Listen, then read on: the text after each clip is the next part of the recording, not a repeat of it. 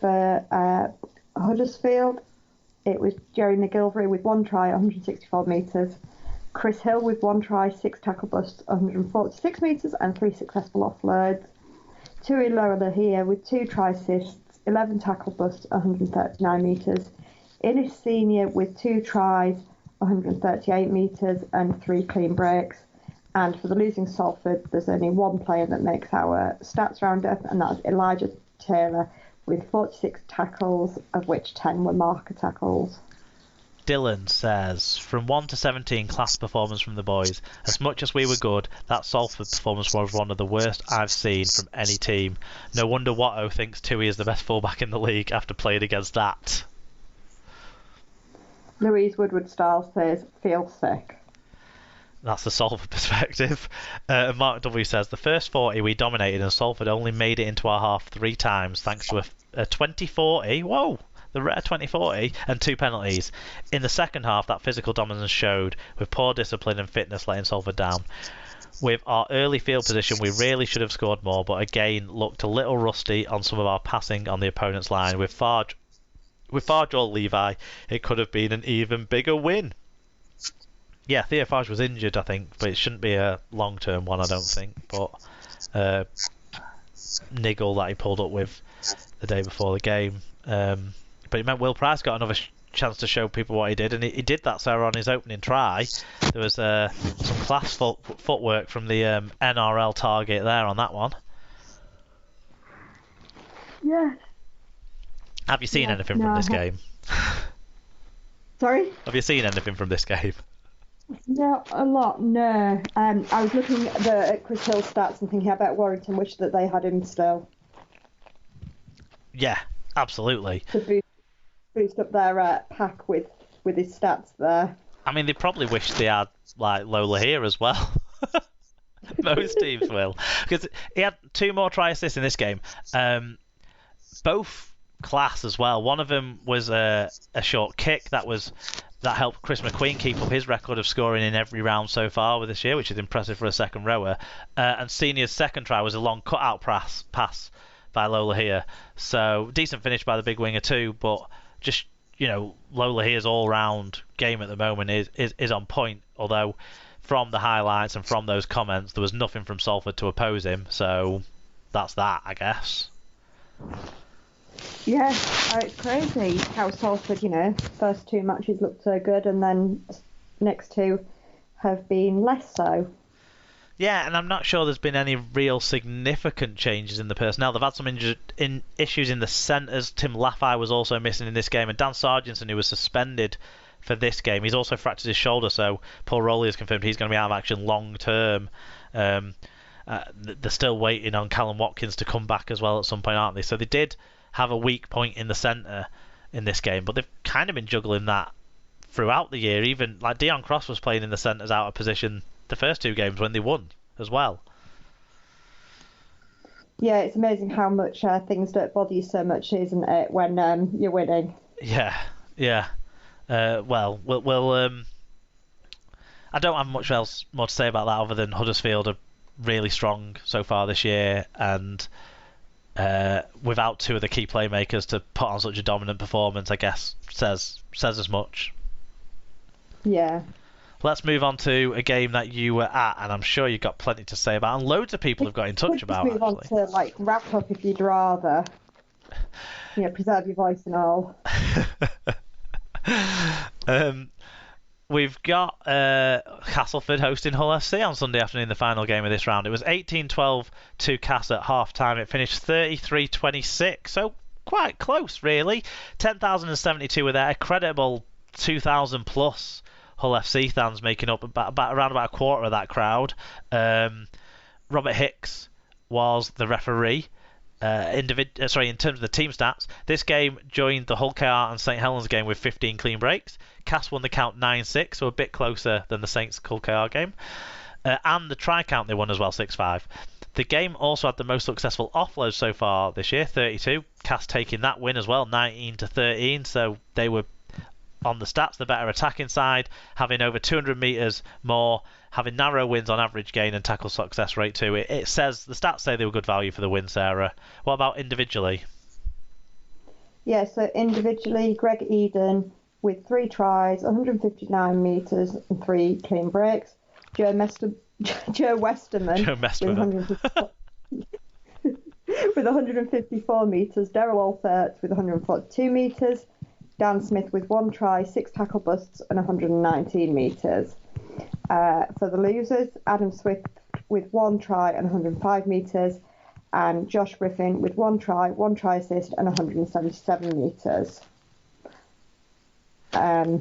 Always in our shadow said, poor performance from the first whistle, players not prepared to do the basics correctly. Houghton yellow was a rough call, but ref had missed a worse tackle seconds before.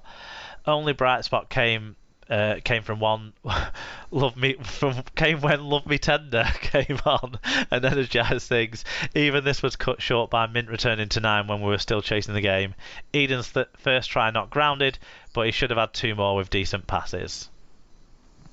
David Lum says, imagine putting together an All-Stars into Hull FC game consisting of players of the last 6 years, except change the word stars to turds. Saints would have put 70 on both teams. Fatboy Rob said, first 10 seconds, awesome. Attacking rugby, awesome.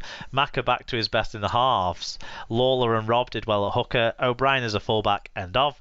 Connor good with ball, dog shit without. Greg Eden, try machine. Big shout out to the RL disciplinary panel for making it all possible. Hashtag Radford in for now.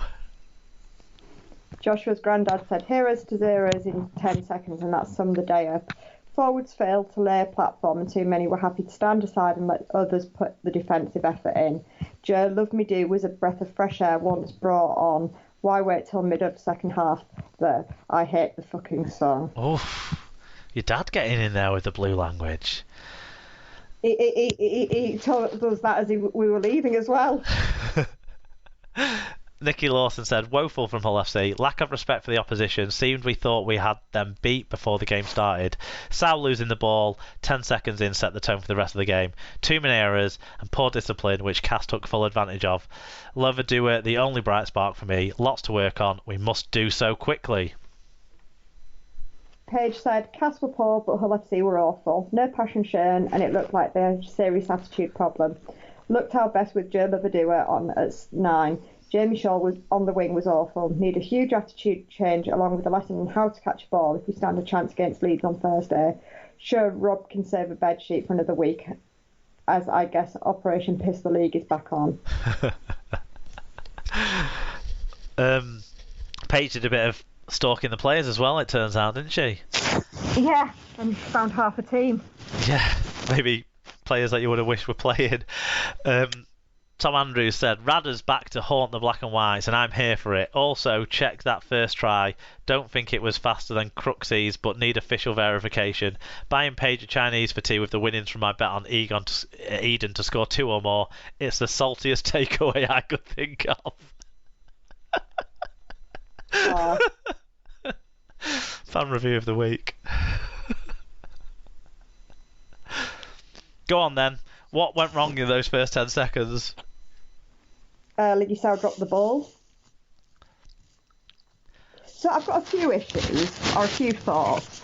Number one, and I said this in the past, Lee Radford has a habit of being able to get players up for big matches. It showed in 2016, it showed in 2017, it showed in most of the derby matches as well. He can get players up for a single match. And I do wonder whether that was some of what happened yesterday. No, the other day. Whenever we played these people on Sunday. Was it that bad that you've not slept since? Or maybe I've done nothing but sleep. I'm not sure. So he can do that, and he does do that. So I do think that there was an element of that. He decided to get the team up for it, because the cast that played on Sunday were not the same cast that we've seen play in the other matches. No. They were actually passing the ball and looking decent. They weren't just trying to barge through. However, totally. Our attitude was wrong as well. I think we read our own press and decided that, let's face it, Castleford haven't won a match. We're great, so it's not an issue. Lovadua was sparky. He had energy. He livened things up. He should have scored had he run through the gap rather than trying to step somebody. I agree that I don't think I don't see how Eden could have got the ball down for his first try, but had the passes to him not been quite so shocking, he'd have had at least 6, because the passes were that far forward and ended up straight into touch. So still things to work on in attack for Cass, even though they were much better. Yeah, the Danny Houghton yellow card. I get that we want to protect the heads, but when Houghton made the tackle, the player was his head was inches from the floor. I'm not sure how Houghton was meant to prevent that from happening. I watched it back in it on the highlights for this game, and it did seem consistent with the Leeming one from the Thursday game, and I suppose maybe the one with Ferramo last week that helped set up this win.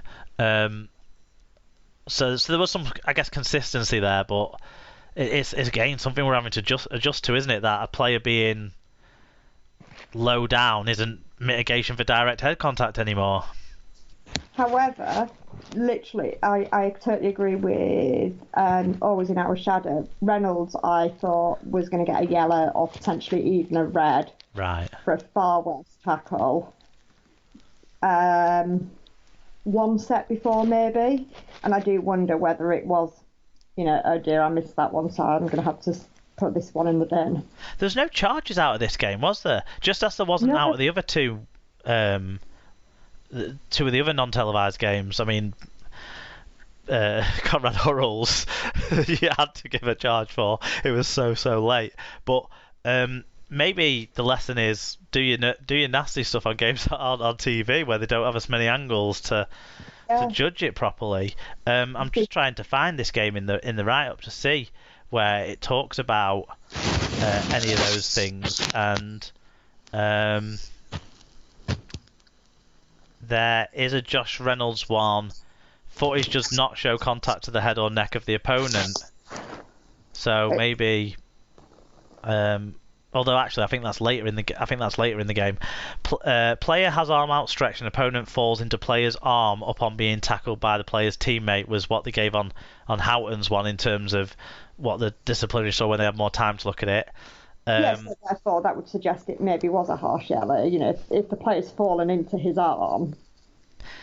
I think so, but I think we have to be conscious, and I think the sin bin program and stuff tries to teach us this, that what a ref does on the field of play and what the disciplinary panel do are slightly different. But there is mitigation there. Yeah. Yeah. It has a dangerous throw for Reynolds in the 6th minute. Player lifts opponent, but not into dangerous position. So. Right. Well, it was worse than the alleged one from Connor Wynn on Jack the Cheat last against Saints. Right. Okay. Fair enough. For anyone who hasn't seen it, take the time to go and watch the start of the game, because it was one of the quickest tries. It's certainly probably the quickest try we'll see this season, 9 whatever seconds. Because Daniel Smith caught the ball, didn't he? That Sal knocked on, and then Connor took the ball out of the air, passed it to Sal, and I think that there had been a little bit of confusion because we were straight behind where it was scored, and because Connor looked to pass right and then found Sal wasn't there, so passed left. And then the next thing I saw was Smith picking up the ball and scoring. The pass was a bit high, weren't it, I think, as well? Yeah, but even still, he should have taken it. Although, if Cass were kind enough to give you one back as well in exactly the same fashion at the back end of the first half for Griffin's try. That was up at the other end, so I didn't see the... It was basically the same sort of thing. Right. They dropped it on the first carry from the kickoff, and yes, I did. Sorry, yes, yeah. You yourself and the other Hull fans who've got in touch seem a bit despondent about this performance, but the game was always fairly close, wasn't it? It wasn't until Eden's